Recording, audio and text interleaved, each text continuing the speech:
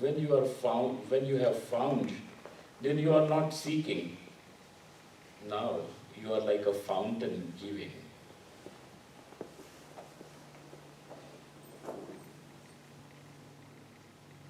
Giving. Like the earth, like the sun, like Ganga, giving. Just giving. Because you have it, you have found it, everyone else is seeking. This fulfillment of human life, which is the epitome, is called as sannyas. Therefore, this is how that yoga rudha is, the one who is mounted on the horse of yoga, firmly established in yoga, the accomplished one, the Brahmajnani, Atmajnani, knower of the self.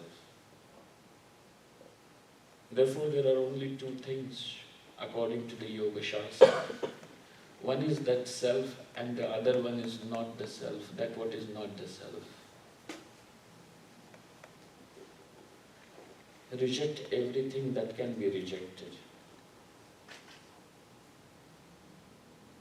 Reject everything that can be rejected.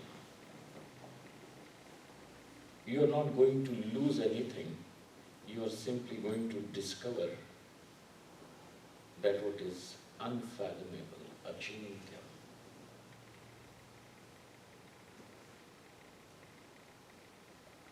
Only when you are going to drop small things and when your hands are free, you can hold that what is complete. As long as we are going to keep on holding small things, your hands are not free, how can you hold? Drop. Let it go. And what you are letting go is so insignificant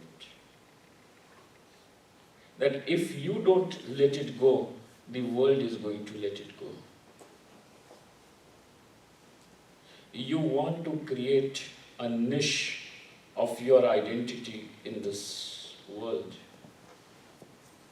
but the world is simply waiting to forget you.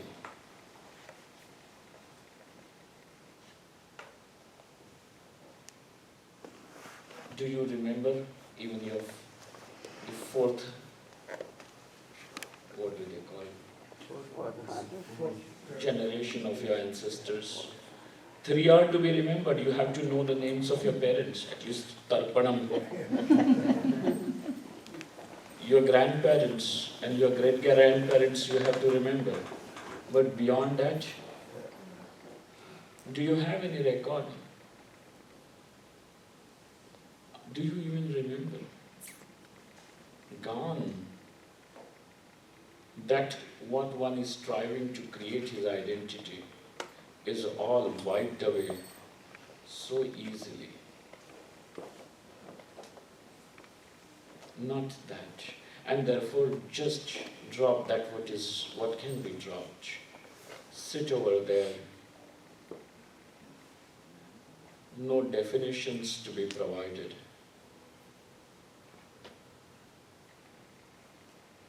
Just what you are. Aham. That aham which does not have any name.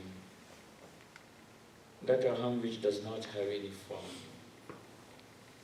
Which cannot be put into any concept.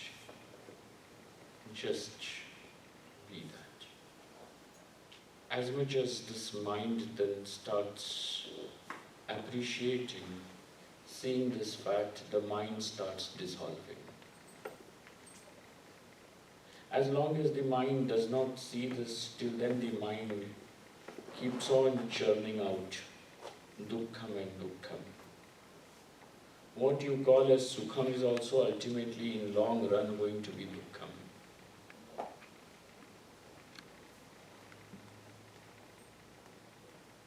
This fellow goes about saying that if I marry this girl, I will be sukhi. Sukham, Sukham. And after some time, I don't know why did I mention.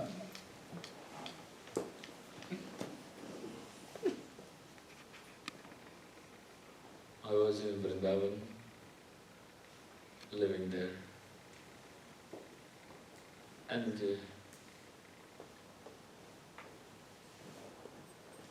Ramesh, this is for you, an answer for your question. Actually, that was not your question, just your observation, your conclusion.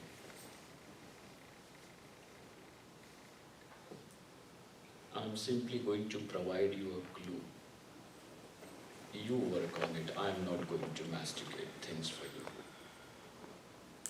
I'm not going to oversimplify it. One evening, this boy comes to my room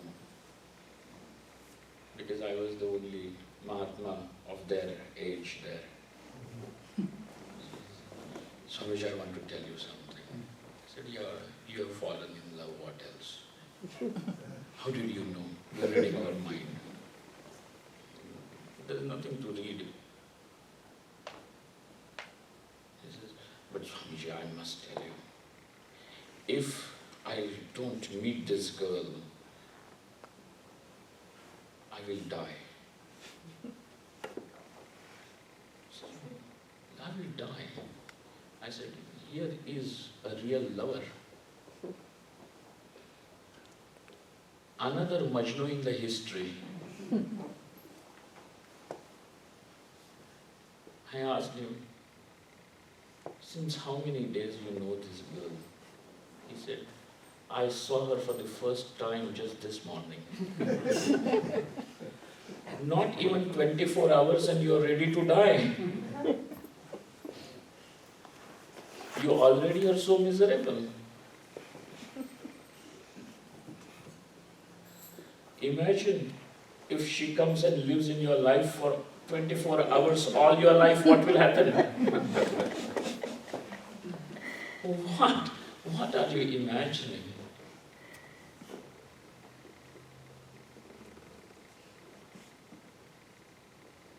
What are you imagining? But as long as you are imagining, go ahead. Go ahead and do that. Discover it, find it out. Sit. And then this mind, when starts bathing in the light of this consciousness of your own presence, then this mind loses the capacity to create suffering. Then this mind is an instrument of Ishvara, of God. And then from this mind, from that body, only blessings will flow.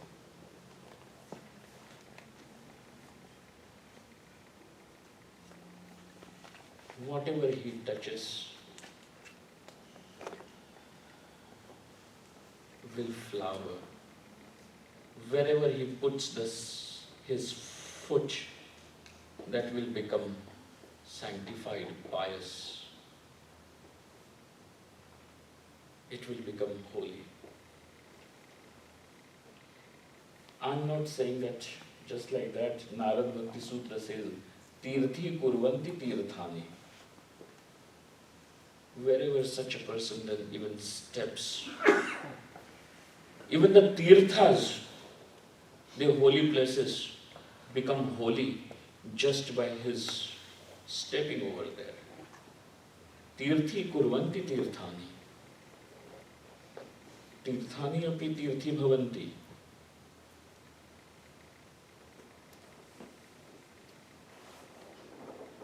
That is what it is. And it is not far, it is nothing to do, it's just you. Hence, Bhagavan Shri Krishna uses this word so many times. It is so important. Where Yoga Darshanam is the beginning, Vedanta Darshanam is the finality. Because Yoga Darshan is going to bring you to this, saying that there are only two things, Aham and Anaham. And when you are going to enter Vedanta, the innermost sanctum, there he is going to say, there is nothing other than Aham. And therefore, when there is nothing else, what is the point of calling it even Aham? Whatever is Sat Eva. Sadeva Brahma. That alone is nameless.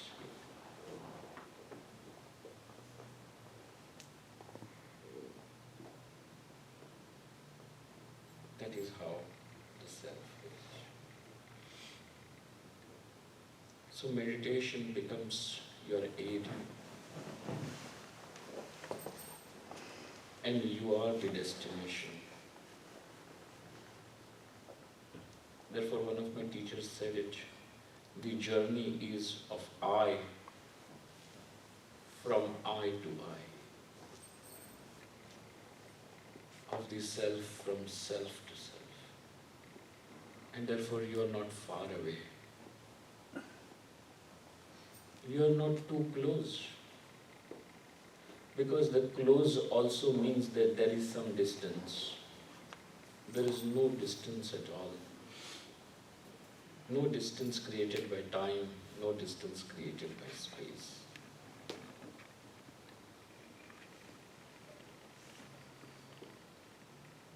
If somebody is going to ask how far is Ishvara from you, if you are going to say God is far away, then your far away is being defined in terms of space, in terms of time.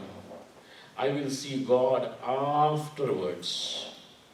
That afterwards means the gap created by time. The distance of time and space. We are saying it is not. Therefore, it cannot be said as to be far, can't be said as to be too close. Tad dure tadu antike. That what is seen by you as extremely far, the enlightened one sees as extremely the most close, so close that there is no distance at all. That is how they see. Hence, this is a very important aid. Create a mind, even when you are working in the world. A mind which is not a factory of suffering. Create. So that when you arrive, you don't arrive on the seat of meditation fatigued and defeated. You arrive like a small child, ready to discover and ready to play.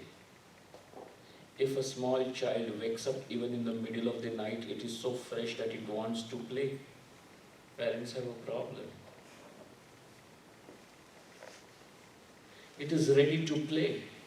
It's that fresh, ever ready, not tired, not fatigued, not defeated, not lost.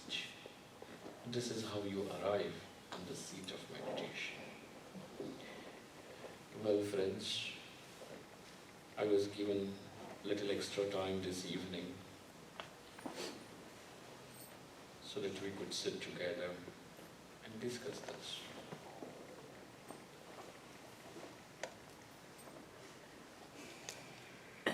And this is the last day, today is the last day of even these sessions.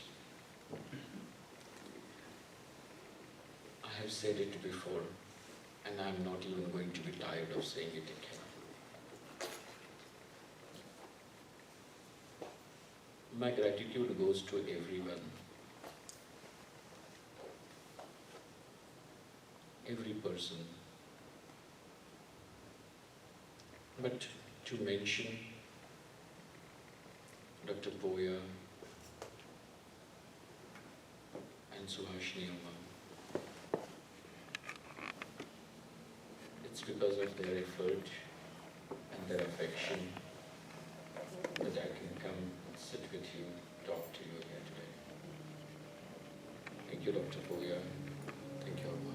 Thank you very much. And if I have to say thanks to each one, I know I'll have to say every name. But yes, thanks to all of you.